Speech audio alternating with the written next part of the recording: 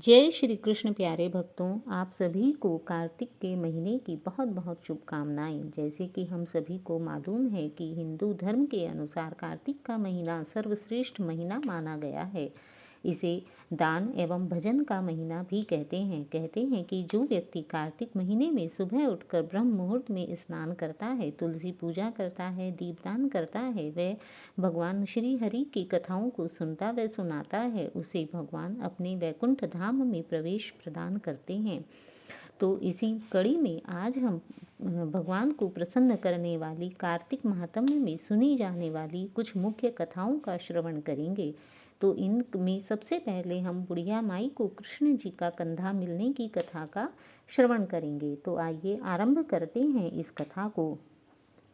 कहते हैं कि एक बुढ़िया थी, वह प्रतिदिन तुलसी जी का विरवा सींचती थी। तब वह तुलसी जी का विरवा सींचती तो वह तुलसी जी से कहती कि हे तुलसी माता, सबकी दाता, मैं तेरा बिड़ला सींचूं, तू मेरा निस्तारा कर। तुलसी माता अड़वा दे, लडुआ दे, पीताम्बर की धोती दे, मीठे मीठे ग्रास दे, वैकुंठ का वास दे, चटक की चाल दे, पटक की मौत दे, चंदन का काठ दे, झालर की झनकार दे, साईं का राज दे, दाल भात का जीवन दे, एकादशी का दिन दे और श्री कृष्ण का कंधा दे। उसकी इतनी बातें सुनकर तुलसी माँ सोच में पड़ गई। एक बार भगवान श्री कृष्ण ने तुलसी माता से कहा कि हे तुलसी, तुम क्यों सूख रही हो? तब तुलसी ने कहा कि हे प्रभु, मैं तुम्हें क्या बताऊं? तब भगवान बोले, हे तुलसी माँ, तुम मुझे नहीं बताओगी तो किसे बताओगी? ऐसा सुनकर तुलसी जी ने कहा कि हे प्रभु, एक बुढ़िया माई है, वह मुझसे इस प्रकार मांगती है। मैं उसे और सब कुछ तो दे सकती हूँ, परंतु आपका कंधा कहाँ से दूंगी? इस पर भगवान बोले कि तुम चिंता मत करो और बुढ़िया माई को यह सब देने का आशीर्वाद दे दो। जब बुढ़िया माई मरेगी तो मैं स्वयं ही उसे अपना कंधा दे आऊँगा। ऐसा सुनकर तुलसी माँ ने वैसा ही किया। थोड़े दिन बाद वह बुढ़िया माई मर गई। सब कोई उसे उठाने लगे, पर वह इतनी भारी हो गई कि किसी से भी नहीं उठी। सभी कहने लगे, न जाने इस बुढ़िया माई को क्या हुआ कि यह आज इतनी भारी हो गई है। तभी वहाँ श्री कृष्ण एक 12 वर्ष के बालक का वेश बनाकर आए और उनसे पूछने लगे कि यहाँ पर क्या हुआ। तब लोगों ने बताया कि एक बुढ़िया माई मर गई है और वह इतनी भारी हो गई है कि किसी से भी नहीं उठती। तब बालक रूपी श्री कृष्ण ने कहा कि मैं बुढ़िया माई के कान में कुछ बात कहना चाहता हूँ, हो सकता है बुढ़िया माई मेरी बात सुनकर हल्की हो जाए। सभी लोगों ने कहा ठीक है। तो बालक रूपी कृष्ण ने बुढ़िया माई के कान में कहा, हे माई, तू बिड़ला सींचा मेरा, मैं करूँ निस्तारा तेरा। बुढ़िया माई अड़वा ले, लडुआ ले, पीताम्बर की धोती ले, मीठा मीठा भात ले, वैकुंठ का वास ले, चटक की चाल ले, पटक की मौत ले, चंदन का काठ ले, झालर की झनकार ले साईं का राज ले, दाल भात का भोजन ले और श्री कृष्ण का कंधा ले। इतना सुनते ही वह बुढ़िया हल्की हो गई। इसके बाद भगवान श्री कृष्ण ने खुद उसे अपना कंधा देकर उसे मुक्ति प्रदान की। इस कथा के अंत में कहा जाता है कि हे तुलसी माई, जैसे आपने उस बुढ़िया को मुक्ति दी, वैसे ही हम सबको भी देना और हम सबको भी आपकी कृपा से कार्तिक के महीने में स्नान करने व आपकी कथा सुनने के कारण श्री कृष्ण का कंधा मिले। अब हम पीपल पथवारी की कथा आरंभ करेंगे। एक बुढ़िया थी, उसने अपनी बहू से कहा कि जा तू दूध और दही बेच के आ। उसकी बहू दूध दही बेचने गई तो रास्ते में औरतें पीपल पथवारी सींच रही थीं। उनको सींचता देखकर बहू ने पूछा कि तुम यह क्या कर रही हो? तब औरतें बोली कि हम पीपल पथवारी सींच रही हैं, इससे अन्न और धन मिलता है, 12 बरस का बिछड़ा हुआ पति भी मिल जाता है। बहू बोली, ऐसी बात है तो तुम पानी से सींचती हो, मैं तो दूध से सींचूंगी। गुजरी बहू रोजाना दूध दही बेचने नहीं जाती, वह रोजाना दूध को पीपल में और दही को पथवारी में सींचती। सास दूध दही का दाम मांगती तो कह देती कि महीना पूरे हो जाने पर लाकर दूंगी। कार्तिक का महीना पूरा हो गया। पूर्णिमा के दिन बहू पीपल पथवारी के पास जाकर बैठ गई। पथवारी ने पूछा, शाम हो गई, तुम घर क्यों नहीं जाती हो, मेरे पास क्यों बैठी हो? तब बहू बोली कि मेरी सास दूध दही का दाम मांगेगी तो मैं उन्हें क्या जवाब दूंगी। पीपल पतवारी बोली कि मेरे पास क्या दाम है, ये भरा डींडा पान पतूरा, इसको ले जा। बहू ने वही ले जाकर कोठरी में रख दिया और डर के मारे कपड़ा ओढ़ कर सो गई। सास बोली, बहू पैसे ले आई, ला पैसे दे। बहू ने डर के मारे कहा, माँ जी कोठरी में रखा है, ऐसा कहकर मुंह ढककर सो गई। सास ने कोठरी खोल कर देखी तो देखा कि उसमें हीरे मोती जगमगा रहे हैं। सास बोली, बहू इतना अधिक धन कहाँ से ले आई? अब बहू चौकन्ना हुई और आकर देखा तो सच में ही वहाँ धन भरा हुआ था।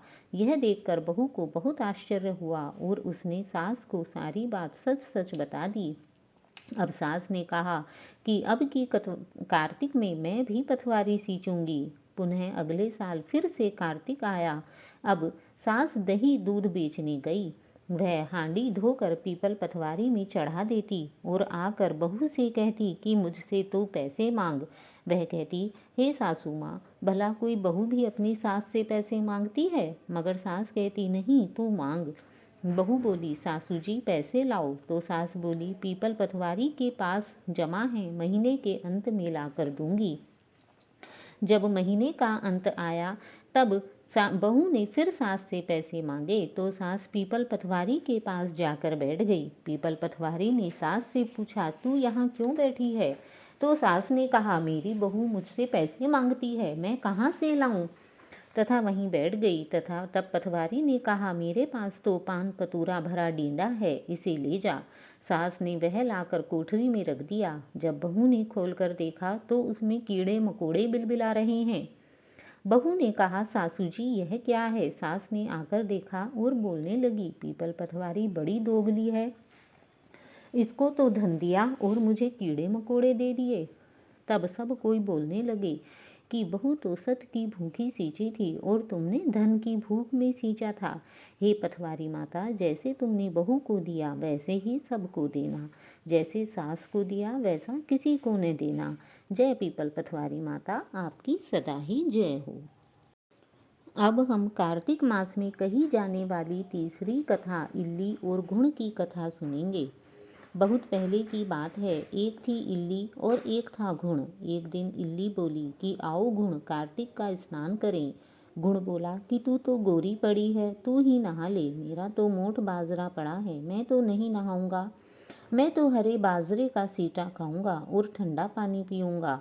दोनों के बीच हुई इस वार्तालाप के बाद इल्ली तो राजा की लड़की के पल्ले के साथ लगकर चली गई और घुण नहीं नहाया। कार्तिक माह खत्म होते ही दोनों मर गए। कार्तिक का स्नान करने से इल्ली राजा के घर जन्म लेती है और घुण राजा के यहाँ गधा बनता है। राजा की बेटी बड़ी हुई तो उसके विवाह का दिन आया और वह ससुराल के लिए विदा होने लगी। विदा होने के समय अचानक ही बेटी की बैलगाड़ी रुक गई तो राजा रानी दोनों बोले कि यह बैलगाड़ी क्यों रुक गई? बेटी, तुझे जो मांगना है मांग ले। लड़की बोली कि मुझे यह गधा चाहिए। यह सुन राजा रानी बोले कि यह क्या मांगा है, कुछ और मांग ले, यह भी कोई मांगने की चीज है? लड़की अपनी बात पर अड़ गई और बोली कि मुझे तो यह गधा ही चाहिए। लड़की की बात सुन गधा फुदक फुदक कर भागने लगा और लड़की के साथ वह भी चला गया। महल जाकर लड़की ने उसे नीचे ही सीढ़ी से बांध दिया।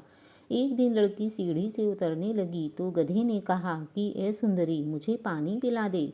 तब लड़की बोली कि जब तुझे कहा था कि आ कार्तिक नहा ले तब तूने मना कर दिया था। तूने कहा कि मैं तो बाजरा खाऊंगा और ठंडा पानी पीऊंगा। लड़की और गधे की वार्तालाप उसकी देवरानी जेठानी सुन रही थी। वह दोनों अपने देवर के पास गईं और बोली कि ये तुम किस जादूगरनी को ब्याह कर लाए हो, यह तो जानवरों से बातें करती है। अपनी भाभियों की बात सुनकर लड़का बोला कि मैं जब अपने कानों से सुनूंगा और आंखों से देखूंगा तब ही मानूंगा। अगले दिन वह सीढ़ी पर छिप कर बैठ गया। उसकी पत्नी आई और गधे ने उससे फिर वही बात कही, जिस पर रानी ने भी वही जवाब दिया। यह सब देख वह राजकुमार तलवार निकाल कर सामने आया और बोला कि तुम जानवरों से कैसे बात कर सकती हो, बताओ कि तुम कौन हो। उसकी पत्नी ने उससे बहुत कहा कि औरत का भेद नहीं खोलना चाहिए, लेकिन वह अड़ा रहा कि नहीं, मैं तो सब जानकर ही रहूँगा। राजकुमार की जिद के आगे उसकी पत्नी हार गई और उसने पिछले जन्म की सारी बातें उसे बता दी कि वह इल्ली थी और यह गधा गुण था। इससे मैंने कार्तिक नहाने की बात कही, लेकिन इसने मना कर दिया, जिसके परिणाम स्वरूप यह इस जन्म में गधा बन गया और मैं राजा के पल्ले से लगकर नहाई तो मैं राजकुमारी के रूप में पैदा हुई। इसलिए मैं तो इससे पिछले जन्म की बात कह रही थी। सारी बात सुनकर राजकुमार बोला कि क्या कार्तिक स्नान का इतना पुण्य मिलता है? रानी ने कहा कि हाँ, बहुत पुण्य मिलता है। अपनी पत्नी की सारी बातें सुनकर राजकुमार ने कहा कि यदि कार्तिक मास का इतना ही महत्व है, तब हम दोनों जोड़े से कार्तिक स्नान करेंगे और दान पुण्य भी करेंगे, ताकि आने वाले समय में हम सुखपूर्वक रह सकें। दोनों ने जब जोड़े से स्नान किया तो उनके पास काफ़ी धन हो गया। इस कहानी के बाद सभी को कहना चाहिए कि हे कार्तिक महाराज, जैसे आपने इल्ली को फल दिया वैसा ही हम सभी को देना, लेकिन गुण जैसा फल किसी को ना देना। बोलो कार्तिक महात्म्य की जय। अब कहते हैं एक जाट और भाट की कहानी। इसी को नगर बसेरे की कहानी भी कहते हैं। एक जाट का था वह एक भाट का था। वे दोनों अच्छे दोस्त थे। एक बार वे दोनों अपनी ससुराल जा रहे थे। रास्ते में एक कुआं पड़ा तो कुएं पर बैठकर जाट का बोला, आ भाई, यहाँ बैठकर नगर बसेरा कर लें। तब भाट के ने कहा कि तू ही नगर बसेरा कर, मैं तो जा रहा हूँ, वहाँ मेरी अच्छी खातिरदारी होगी। ऐसा कहकर भाट का अपनी ससुराल चला गया तथा जाट का नगर बसेरा करके अपनी ससुराल गया। जाट का जब अपनी ससुराल गया तो वहाँ उसकी बहुत अधिक खातिरदारी हुई। भाट का जैसे ही अपने ससुराल पहुँचा, उसके घर में आग लग गई, जिससे सभी ने उसे बहुत उल्टा सीधा कहा।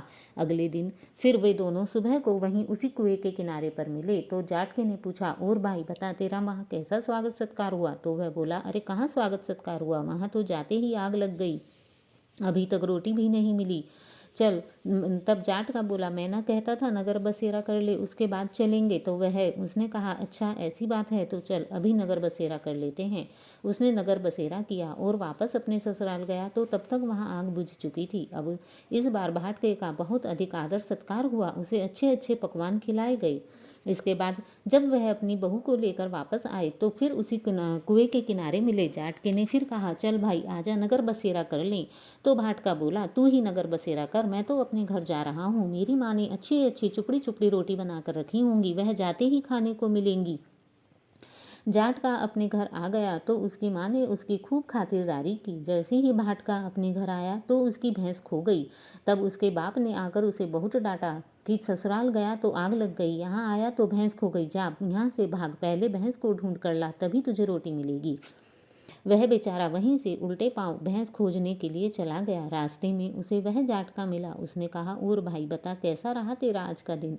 तो वह बोला, अरे क्या हुआ, आज तो पूरे दिन रोटी भी नहीं मिली, भैंस खो गई। तब जाटके ने कहा, मैं ना कहता था नगर बसेरा कर ले। तो उन्होंने चावल हाथ में लेकर फिर से नगर बसेरा किया। जैसे ही नगर बसेरा पूरा हुआ तो भाटके की भैंस मिल गई। वह अपनी भैंस को लेकर घर वापस गया। इतने में उसकी माँ आ गई। माँ ने बाप से कहा, अरे तुमने आते ही भैंस के खोने से मेरे बेटे को भगा दिया, उसने बेचारे ने दिन भर से रोटी भी नहीं खाई है। जैसे ही भाट का घर पहुँचा तो उसकी माँ ने उसे आराम से रोटी खिलाई, खूब दूध भात आदि खिलाया। तब से भाट का नगर बसेरे के महत्व को जान गया। उसे पता चल गया कि जो भी कोई पहले ईश्वर का भजन करके नगर बसेरा करता है उसी को सबसे अधिक धन आदि मिलता है। ही प्रभु, जैसे आपने उस भाट के का उद्धार किया, उसे सब चीज़ें दी, ऐसे ही सबको देना। जय श्री कृष्ण भगवान। अब हम कार्तिक मास की गंगा और जमुना की कथा कहते हैं। प्राचीन समय में एक गांव था जिसमें दो बहनें रहा करती थीं। एक बहन का नाम गंगा था तो दूसरी बहन का नाम जमुना था। एक बार दोनों बहनें एक साहूकार के खेत से गुजर रही थी तो जमुना ने 12 दाने जौ के तोड़ लिए, जिसे देखकर गंगा बोली कि तुझे तो ग्रहण लग गया, तूने चोरी की है। इस पर जमुना बोली कि अब मेरा ग्रहण कैसे धुलेगा। गंगा ने कहा कि तुझे 12 साल तक साहूकार के यहाँ नौकरी करनी पड़ेगी, तभी तेरा पाप धुलेगा और ग्रहण से मुक्ति मिलेगी। जमुना साहूकार के यहाँ नौकरी के लिए जाती है और अपने लिए काम मांगती है। साहूकार उसे काम पर रख लेता है, लेकिन काम करने से पहले जमुना उससे कहती है कि मैं सारे काम करूंगी लेकिन 4 काम नहीं करूंगी। झूठे बर्तन नहीं मांजूंगी, झाड़ू नहीं लगाऊंगी, बिस्तर नहीं बिछाऊंगी और दिया नहीं जलाऊंगी। 12 साल के बाद कुंभ का मेला लगा तो साहूकारनी भी कुंभ नहाने चली गई। जमुना ने उसे जाते हुए देखकर कहा कि कुंभ में मेरी बहन गंगा मिलेगी तो उसे यह सोने का 1 टका दे देना, इससे वह अपने हाथों में सुंदर चूड़ियां पहन लेगी। साहूकारनी ने कुंभ के मेले में गंगा को वह सोने का टका दे दिया। गंगा ने उनसे वह टका लेते हुए कहा कि मेरी बहन से कहना कि उसके 12 वर्ष पूरे हो गए हैं, अब वह यहाँ वापस आ जाए। साहूकार व साहूकारनी वापस घर आए तब जमुना मटके में पानी भर रही थी। दोनों जमुना से बोले कि हमने सोने का वह टका तेरी बहन को दे दिया है और उसने कहा है कि तेरे 12 वर्ष पूरे हो गए हैं, इसलिए अब तुम वापस आ जाओ। यह समाचार सुनते ही जमुना सहस्त्रधारा में बदल गई और बहने लगी। जमुना जी का यह रूप देखकर साहूकार व साहूकारनी परेशान हो गए कि हमारे घर में जमुना माता ने काम किया, हमें तो अब पाप लगेगा, हम यह पाप कैसे उतारेंगे। जमुना भाग कर गंगा माता के पास चली गई। गंगा ने जमुना से पूछा कि तुम साहूकार साहूकारनी से कुछ कहकर आई हो या ऐसे ही बिना बताए आ गई। अब जमुना बोली कि मैं तो कुछ भी बताकर नहीं आई। गंगा ने कहा कि जा उन्हें धीरज दे आ, नहीं तो उन्हें जीवन भर असंतोष ही रहेगा। गंगा के कहने पर जमुना माता ने साहूकार व साहूकारनी को सपने में दर्शन दिए और कहा कि तुम दोनों उल्टे माथे क्यों पड़े हो, जाओ उठकर खाओ पियो। तब दोनों बोले कि हम कैसे उठें, हमें तो ग्रहण लग गया है, क्योंकि हमने उल्टे सीधे और पता नहीं कितने नीच कर्म आपसे कराए हैं।